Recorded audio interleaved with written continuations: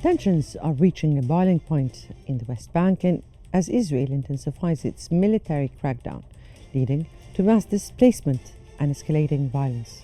Meanwhile, in Washington, the US reckless plans for Gaza raise alarming questions about forced displacement and the liquidation of the Palestinian cause, with Israeli aggression escalating and the US openly backing annexation of the occupied lands. The region is on the verge of an unprecedented crisis. Where is the heading? Let's go in focus.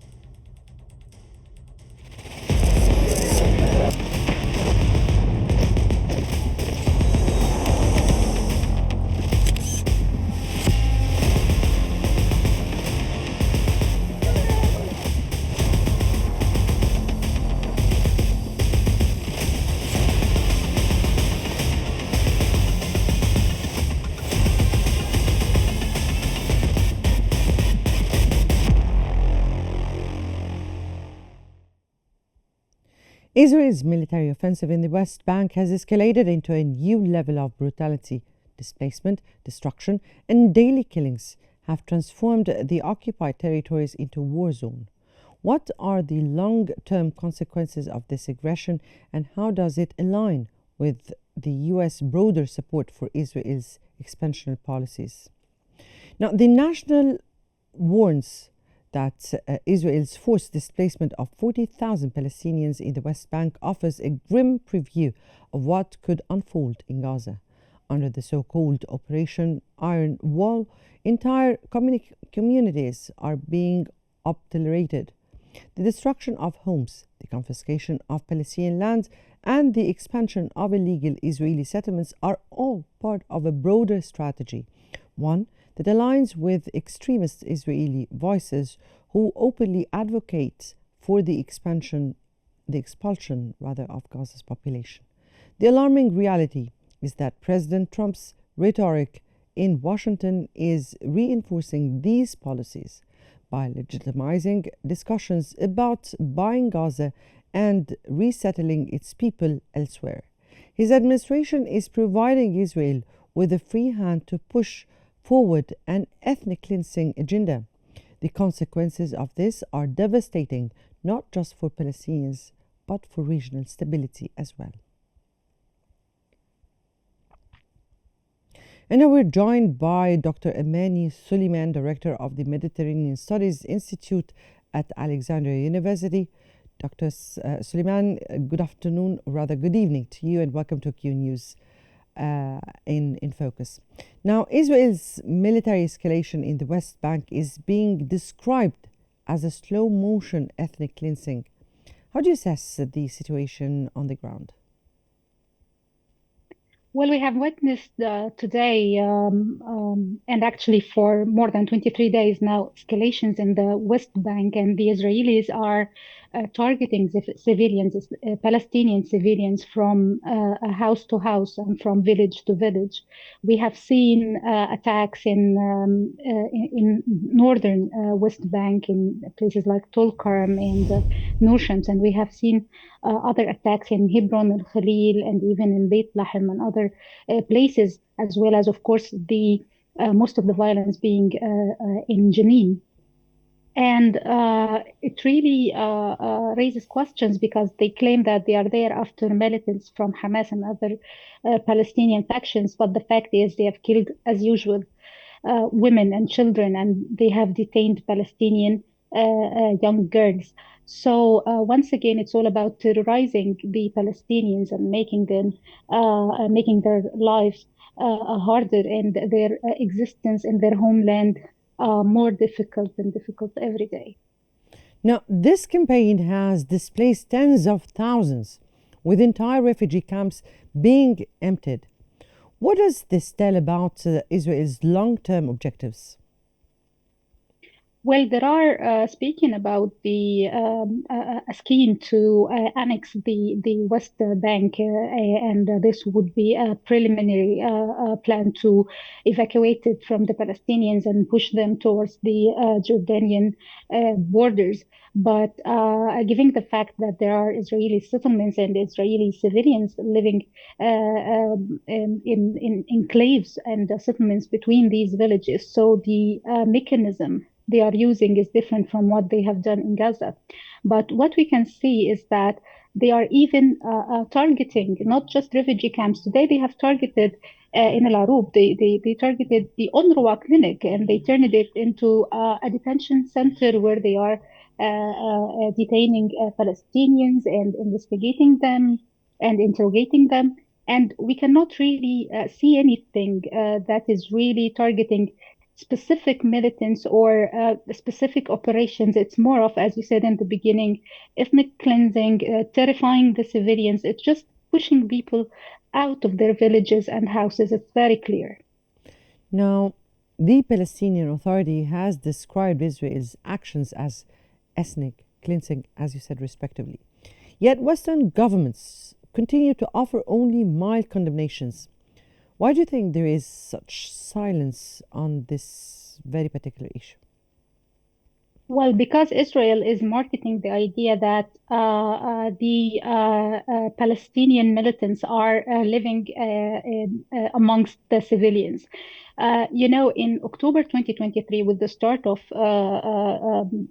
the whole tension, the EU suspended aid to the Palestinians, claiming that the aid from the European Commission was used to support the so-called terrorist groups. And even when it was resumed last October, in October 2024, many of the European countries, especially Denmark, Sweden, Germany, they said that they will just bring back the aid to humanitarian affairs like medical aid and so on. So the international community sometimes is afraid of condemning what Israel is doing, or else it will be allegedly supporting terrorism, or as Israel says, these militants are targeting the Israeli security, and whoever is helping by consumption or even by aid is just helping terrorists to fortify their positions. What we're seeing in the Palestinian occupied territories, what do we call that? Now, do you believe the international community will take meaningful action to prevent this from becoming another full-scale war like in Gaza? I don't think anyone is doing anything to stop it. And even the so-called peace broker in the Middle East, the US, is openly supporting, pushing the Palestinians out of their lands. And even if the US president has something to say about Gaza and it's not adequate for living, so how about the West Bank? Why are you pushing people out of West Bank? It's just part of the bigger plan to push the Palestinians out of their lands, whether in Gaza or the West Bank, and moving the whole problem to neighboring countries and putting the, if I may say, the burden of the Palestinian population on other parts of the world rather than the homeland, the legitimate homeland of the Palestinians. That's the objective of the Israeli and the American side you're speaking about. Now, some Yes. Israeli politicians are openly supporting the mass removal of Palestinians from Gaza and the West Bank. Now, how much of this is Israeli domestic politics, and how much is it is being enabled by Trump's rhetoric in Washington? Well, in the Israeli media, it's now said that it's impossible for, as Netanyahu said last week, it's impossible a two-state solution to be implemented. We cannot live along the Palestinians any longer. So many of the common Israeli citizens are now thinking the same. Let them just leave. Let them just go to the neighboring countries. And when you find support from the US president and some international officials to the idea, the Israeli citizen thinks, oh, maybe this is a solution to all the problems that the Israeli government is facing. And actually, the Israeli government is demolishing the houses of the Palestinians today in the West Bank in a way that even if they could go back to their houses, they don't find them. We have seen all these scenes from Jenin, from Tulkarm, where the houses are demolished, the cars, the schools, the infrastructure, and again, there is no enough international aid to replace or to repair or to reconstruct all these places. So it's obvious that the goal is, as much as we're trying to push the Gazans out of the strip, we are also going to wish the people from the West Bank towards Jordan. Now, you're saying here that the voices who are rejecting those actions, either in Israel or in the United States, are voiceless. They are not even heard, right? Yes, yes, No. yes, and it's now delivered as uh, um, there is impossibility of the co-living. So the only chance for us to live in peace, this has been said in the Israeli media, the only peace that can be achieved is for the Palestinians to leave the land and leave the Israeli live on it alone. And this is what the Israeli forces is trying to do parallelly in both Gaza and the West Bank. No. Finally, with this growing aggression, there is a risk that Palestinian resistance will expand into a new phase, uniting Gaza and the West Bank in a broader confrontation with Israel?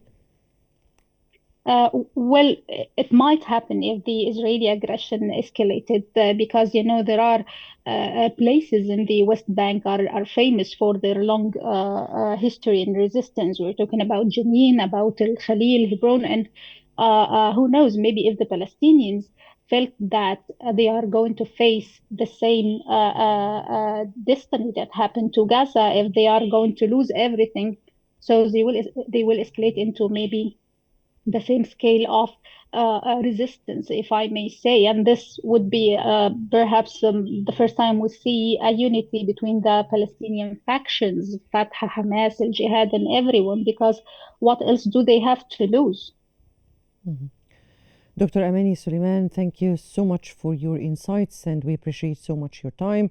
And as Israel's military aggression escalates in the West Bank, Washington is adding fuel to the fire.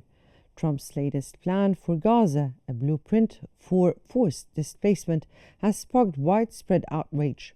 But is this just political posturing, or a dangerous shift in U.S. policy that could reshape the region? Now, the second term appears poised to be even more perilous for the Middle East than his first. His latest proposal for Gaza mass displacement and forced relocation has sparked furious condemnation. But the question remains, is this a genuine policy shift, or is Trump once again being manipulated by Netanyahu's far-right agenda? The New York Times highlights the shocking recklessness of Trump's Gaza plan, which proposes mass expulsion and U.S. support for the forced relocation of Palestinians, ownership of the territory, and the transforming Gaza into a luxury resort. This is not diplomacy. It is colonial thinking at its worst. A policy driven by power, not peace. Even more alarming is how quickly Trump's allies, including senior officials in his administration, have rushed to endorse it. The notion of forced displacement summit, something rather that even many Israelis reject, is now being discussed at the highest levels in Washington. The Arab world has reacted swiftly, with leaders from Egypt, Jordan, and the Gulf firmly rejecting Trump's outrageous proposal. This is not just an attack on Palestinian sovereignty, it is a blueprint for endless conflict in the region.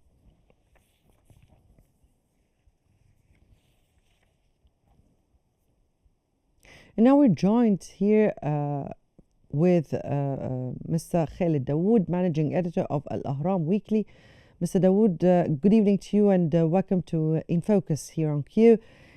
The U.S. so-called solution for Gaza, mass expulsion and redevelopment, has been widely condemned. Now, how serious is this proposal from your point of view? Good evening and thanks for having me. I think it's pretty serious, even if it's not possible to be carried out, but it definitely reflects some sort of a strategy that the new U.S. president is planning to follow while dealing with the Palestinian-Israeli conflict. And I think that we have to deal with it very carefully. And it's a matter that touches upon regional Arab security. And that's why I think it's very important for all influential Arab countries that maintain good relations with the United States to coordinate their positions and to present the new Trump administration with a united front rejecting this proposal, which will basically mean liquidating the Palestinian cause and their ambition and aspiration to build their own independent state. So, I mean, maybe some analysts would look at it that Mr. Trump is trying to raise expectations. He's trying to make some sort of unreachable demands so that he can push Arab countries to accept other concessions he's planning to offer to Israel, most probably in the West Bank. But I think we have to be very careful about Mr. Trump's announcement that he will soon make a statement on his policy on the West Bank. Maybe he's making this unrealistic project on Gaza so that when he scales it down or pull it back, he might ask Arab countries to accept other decisions he would make on the Israeli annexation of the West Bank, or maybe as well seeking to push countries like Saudi Arabia to start the process of normalization without necessarily obtaining the earlier pledge to build an independent Palestinian state.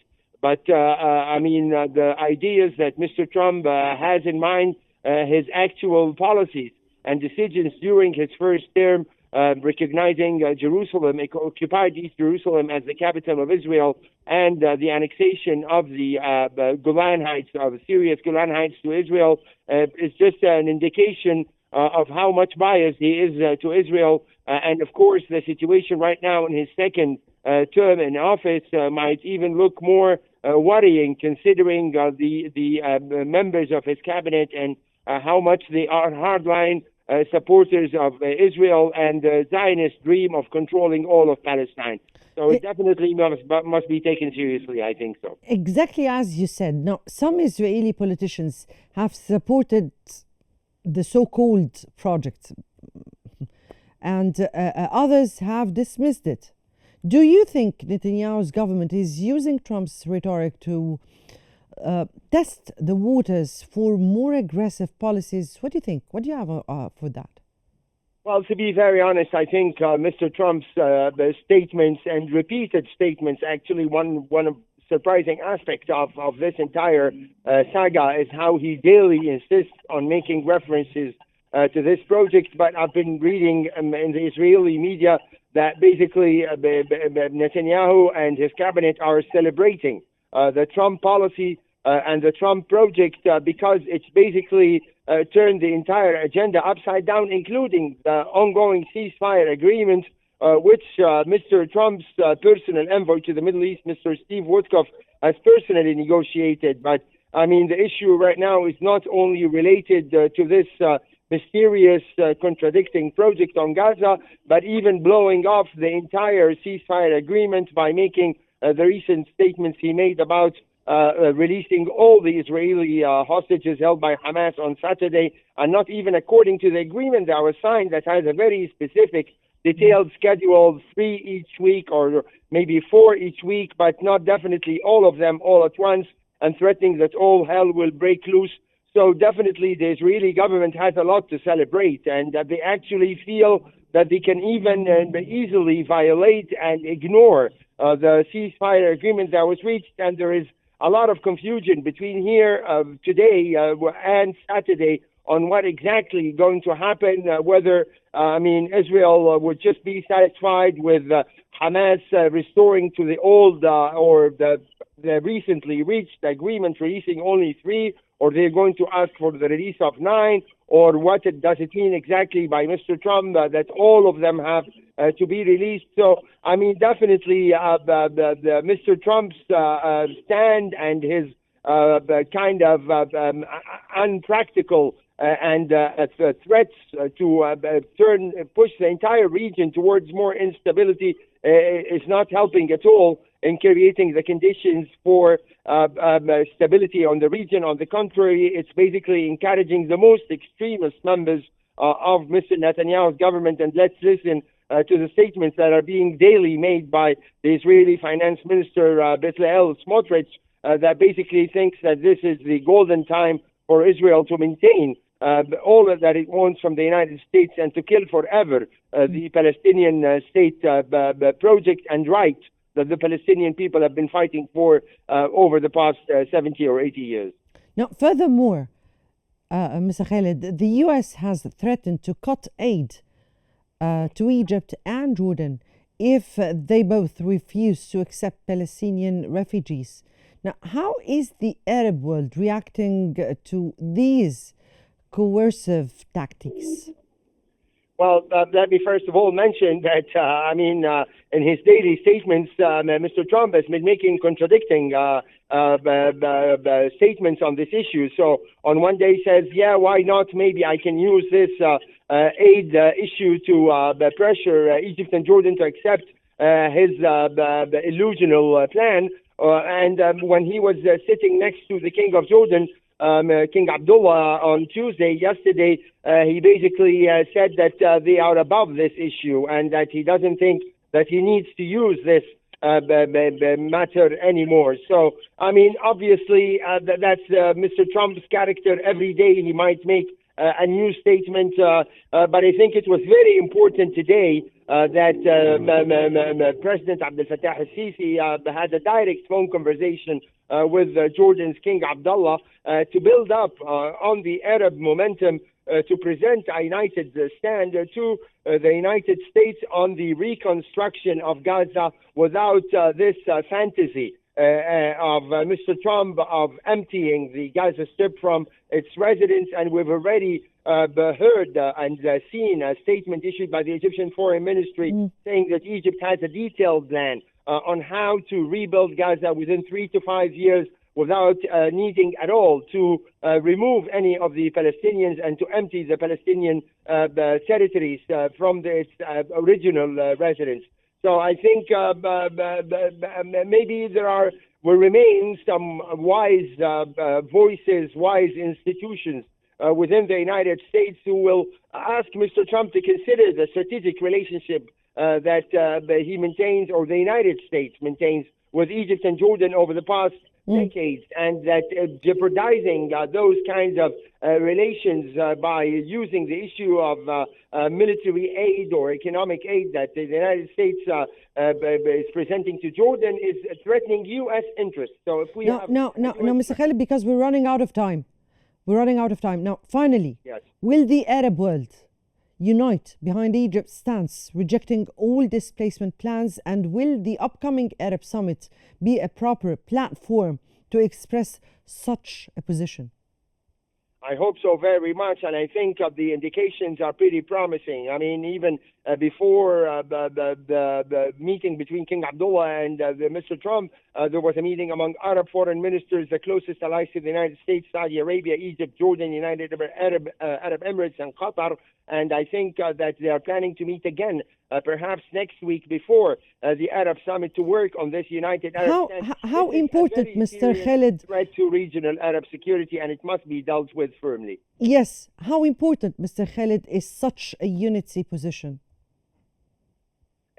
That's the only way to push Mr. Trump to change his strategy. Besides, actually, Mr. Trump is actually opening many fights on many fronts. Right. Hopefully he would recognize the dangerous consequences of his rhetoric and how much instability it's causing already in the region, the region already cannot take anymore. We're looking for peace. We're looking for stability to end the Gaza war and not to open Yes. new chances for conflict and instability. Very clear, Mr. Khaled Dawood. Thank you so much for the analysis, and we appreciate definitely your time. Israel's brutal military operation in the West Bank are settling the stage for a new Nakba, one openly supported by Trump's reckless policies. As mass displacement unfolds in the occupied territories, Trump is laying the groundwork for forced removal in Gaza, an escalation that could plunge the region into a new era of conflict. Will the world stand by as another ethnic cleansing unfolds, or will real action be taken to stop that before it's too late? That was In Focus. I'm Mona Musalhi. Many thanks for watching.